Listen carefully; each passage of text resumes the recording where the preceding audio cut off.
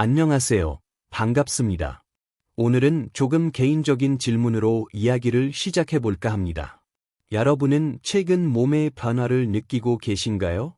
우리 중 많은 분들이 75세라는 보이지 않는 문턱을 넘어서면 무언가 확실히 달라졌다는 느낌을 받곤 합니다. 단순히 체력이 떨어졌다는 말이 아닙니다. 70년 넘게 함께 온 내 몸이 마치 새로운 규칙에 따라 움직이기 시작한 것 같은 낯선 기분이 들죠. 예전에는 없던 뻣뻣함으로 아침을 맞이하거나 에너지 수준이 내 마음대로 조절되지 않을 때도 있습니다. 솔직히 말씀드리면 이런 변화에 대해 불안함을 느끼는 건 지극히 정상적인 일입니다. 새로운 통증이 느껴지거나 피로가 몰려올 때면 덜컥 겁부터 나기도 하죠. 이제 쇠약해지는 건가? 앞으로 남에게 의지해서 살아야 하나? 하는 걱정은 누구나 갖는 인간적인 두려움입니다. 하지만 만약 우리가 이 상황을 완전히 잘못 생각하고 있는 거라면 어떨까요? 이 변화들 속에 비밀스러운 신호가 숨겨져 있다면요? 이것이 쇠퇴의 경고가 아니라 여러분의 몸이 오래 살도록 설계되어 있다고 알려주는 몸의 속삭임이라면 말이죠. 오늘 저는 여러분과 함께 장수 체질에 관한 놀라운 과학적 사실들을 살펴보려 합니다.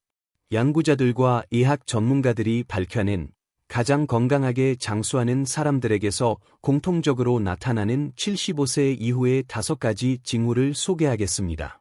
언뜻 보면 너무 단순하고 사소해 보일 수도 있습니다. 하지만 그 속에 담긴 생물학적 의미를 알게 되신다면 이것들이 사실은 강력한 생명력의 증거라는 것을 깨닫게 되실 겁니다. 어쩌면 여러분은 이미 이 기적 같은 신호들을 경험하고 계실지도 모릅니다. 단지 눈치채지 못했을 뿐이죠. 이 신호들의 의미를 알고 나면 아침을 맞이하는 마음가짐, 식사 시간, 그리고 인간관계를 대하는 태도가 완전히 달라질 것입니다. 그러니 편안한 마음으로 끝까지 함께해 주세요. 오늘 이야기가 여러분에게 꼭 필요한 희망의 메시지가 될지도 모르니까요. 배경, 오래 사는 것과 건강하게 사는 것. 징후들을 알아보기 전에 현대 사회의 노화에 대한 큰 그림을 먼저 짚어봐야 합니다. 우리는 전례 없는 장수 시대를 살고 있습니다. 통계적으로 평균 수명은 그 어느 때보다 높아졌고 80대 후반 그 이상까지 사시는 분들도 많습니다. 수치상으로만 보면 인류의 승리처럼 보입니다. 하지만 함정이 있습니다. 우리가 살아있는 기간인 평균 수명과 간병 없이 스스로 건강하게 생활할 수 있는 건강 수명 사이에는 큰 차이가 있습니다.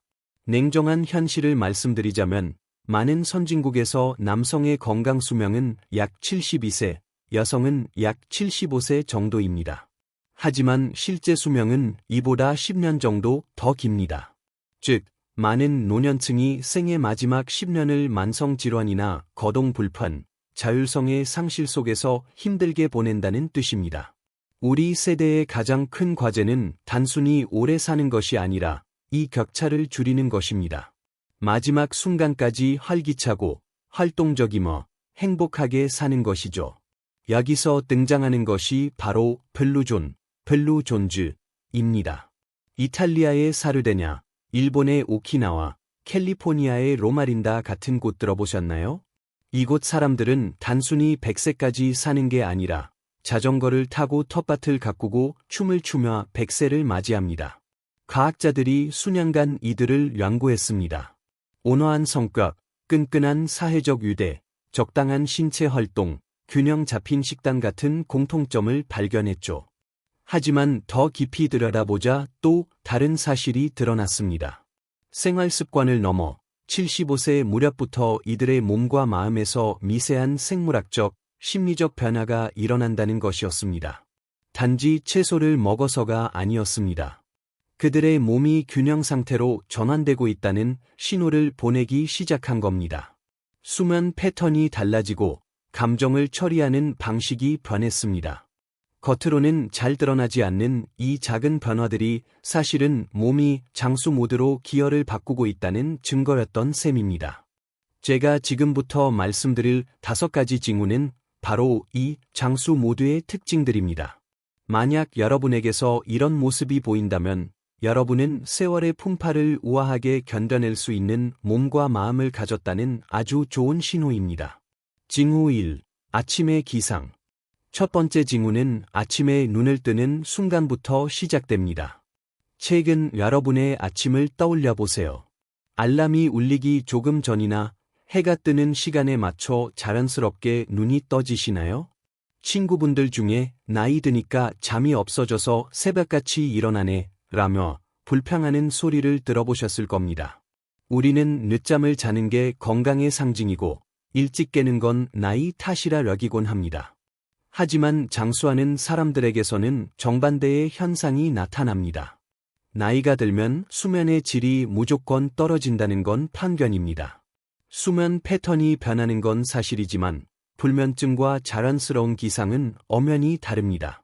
만약 여러분이 새벽 5시에서 7시 사이에 자연스럽게 눈을 뜨고 가장 중요한 점은 일어났을 때 비교적 개운함을 느낀다면 생물학적으로 아주 훌륭한 상태입니다. 반대로 몸속에 숨겨진 질병이 있거나 만성 피로가 쌓여 있다면 일어나는 것 자체가 전쟁입니다. 몸이 천근만근 무겁고 머리는 멍하며 이불 밖으로 나가기 싫은 마음이 굴뚝 같죠.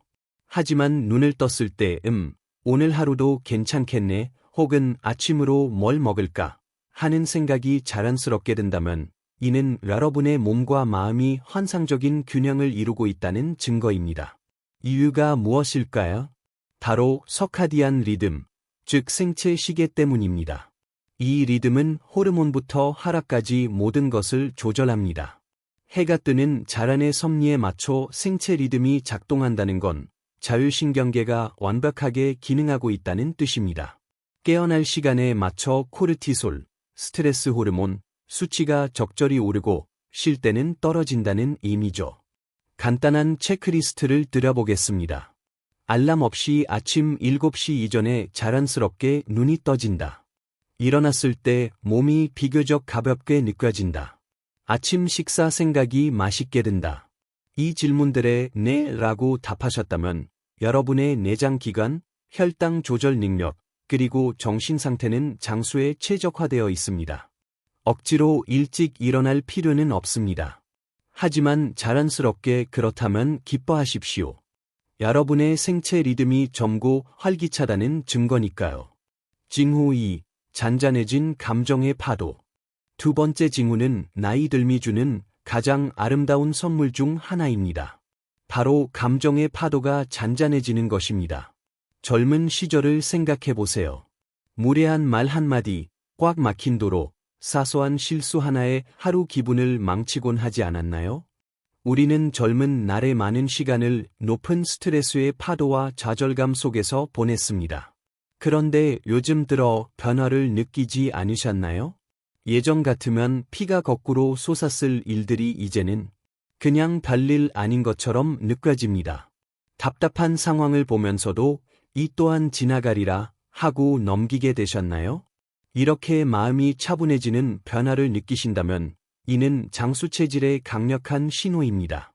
흔히 고집불통 노인이라는 편견이 있지만 데이터가 몰아주는 100세 노인들의 모습은 다릅니다.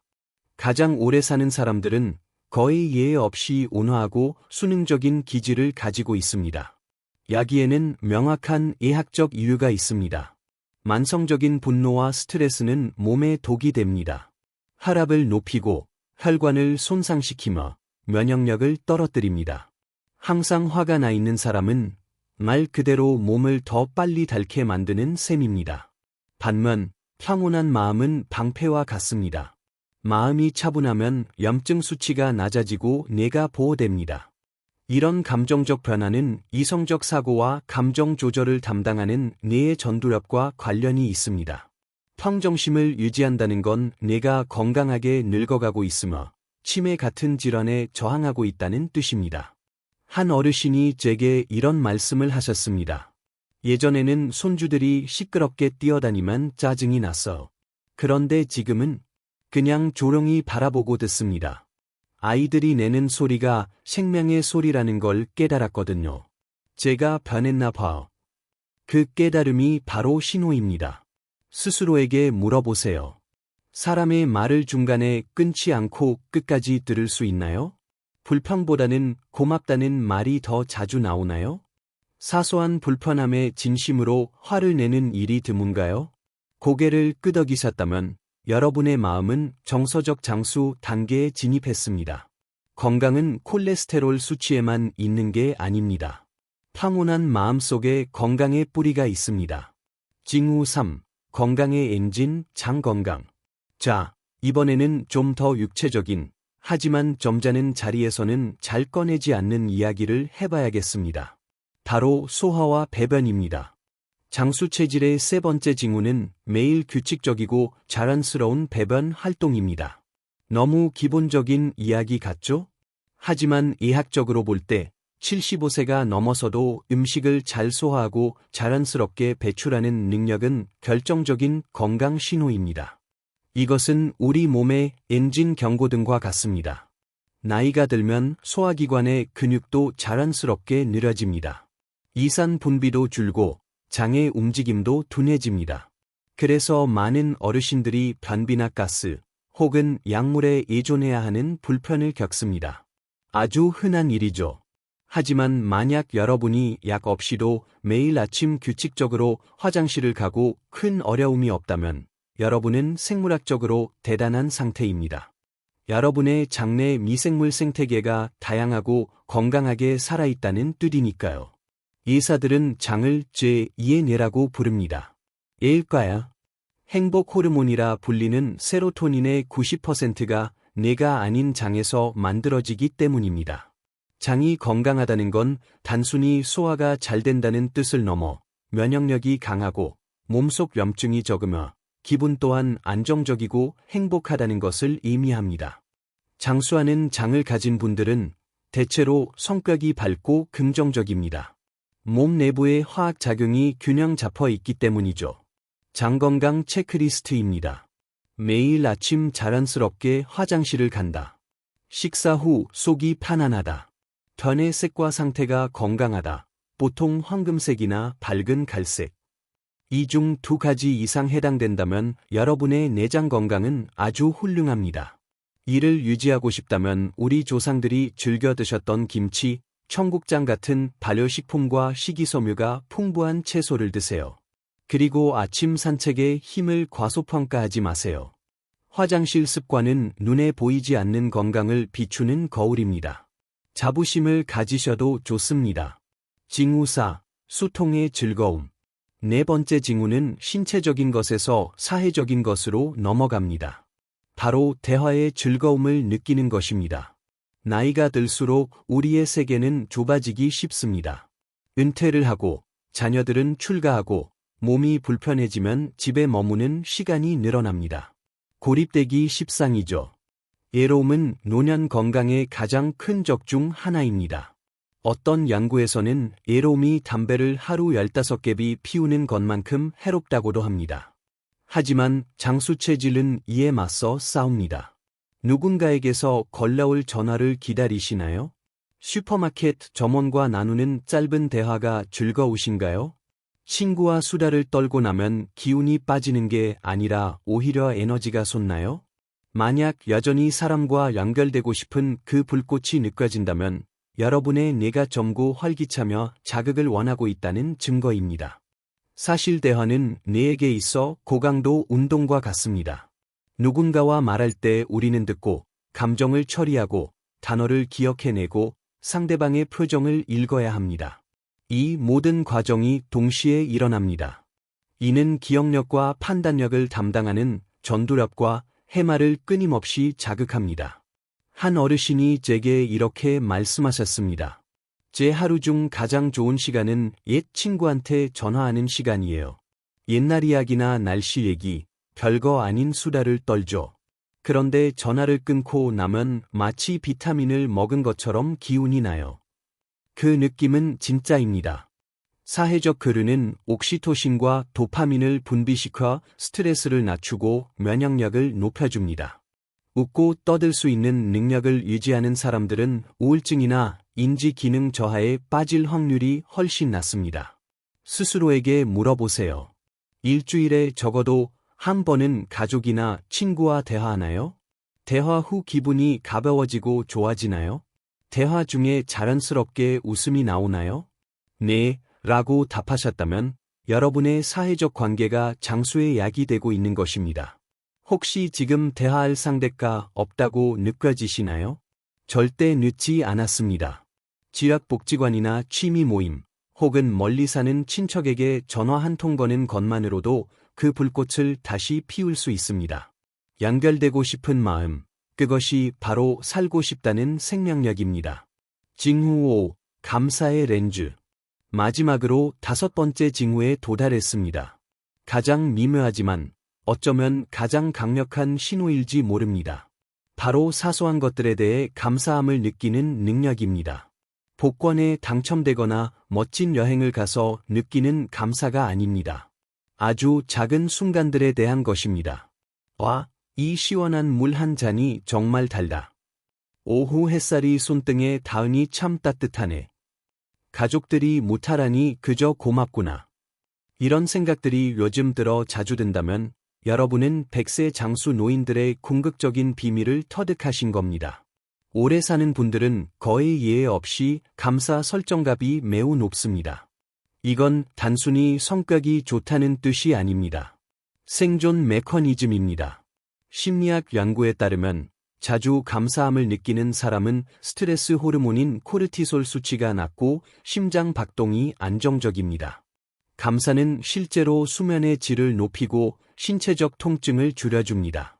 세상을 감사의 렌즈로 바라보면 우리 뇌는 나쁜 것보다 좋은 것을 찾도록 훈련됩니다. 이는 회복 탄력성을 만들어줍니다. 누구에게나 힘든 시기가 닥치지만 감사할 줄 아는 사람은 버드나무처럼 유연하게 휘어지며 견디는 반면 불평하는 사람은 마른 나무처럼 부러지기 쉽습니다. 한 할머니께서 이를 완벽하게 표현해 주셨습니다. 그냥 평범한 아침을 맞이할 수 있다는 것만으로도 참 고마워. 작년에 크게 앓고 나니까 지루하고 평범한 하루가 사실은 기적이었다는 걸 알게 됐거든요. 여러분의 마음을 들여다보세요. 하루 중 허공에 대고 혼잣말로 고맙고 할 때가 있나요? 일이 잘못되어도 그 속에서 다행인 점을 찾으시나요? 지난날을 돌아보며 젊은 날의 나에게 참 잘 버텼다, 애썼다 말해주고 싶으신가요? 그렇다면 여러분은 나이 들매 예술을 마스터하신 겁니다. 건강하고 열린 마음으로 삶을 포용하고 계신 거죠. 이를 더 키우고 싶다면 간단한 감사 일기를 써보세요. 하루 한 줄, 오늘 나를 미소 짓게 했던 것 하나만 적어도 뇌에는 놀라운 변화가 일어납니다.